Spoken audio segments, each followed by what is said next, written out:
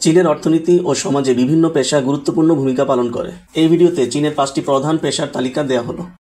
বিপণন ও বিক্রয়। চীনের বৃহত্তম বাজারের কারণে বিপণন ও বিক্রয় পেশা অত্যন্ত চাহিদাপূর্ণ। এখানে marketing manager, sales representative, brand manager, digital marketing specialist এবং বিক্রয় ব্যবস্থাপক এর মতো পেশা গুরুত্ব পায়। কৃষি ও খাদ্য উৎপাদন। চীনে কৃষি অত্যন্ত গুরুত্বপূর্ণ পেশা। দেশের কৃষি উৎপাদন, বিশেষত ধান, গম, সয়া এবং ভুট্টার উৎপাদনে কৃষকরা মুখ্য ভূমিকা পালন করেন। এর পাশাপাশি কৃষি বিজ্ঞানী, খাদ্য প্রযুক্তিবিদ এবং বাগানবিদ এই পেশাগুলিও জনপ্রিয়। লজিস্টিক্স ও সাপ্লাই চেইন।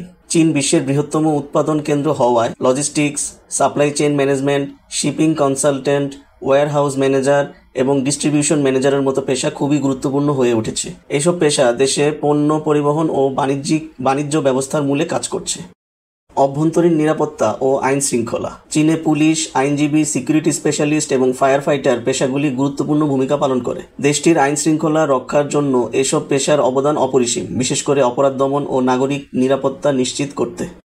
পর্যটন ও আতিথেয়তা। চীন একটি প্রধান পর্যটন গন্তব্য, যার ফলে tour guide, hotel manager, restaurant manager এবং পর্যটন বিপণন বিশেষজ্ঞ পেশাগুলি খুবই গুরুত্বপূর্ণ। দেশের পর্যটন খাতের বিকাশে এসব পেশা গুরুত্বপূর্ণ ভূমিকা পালন করছে।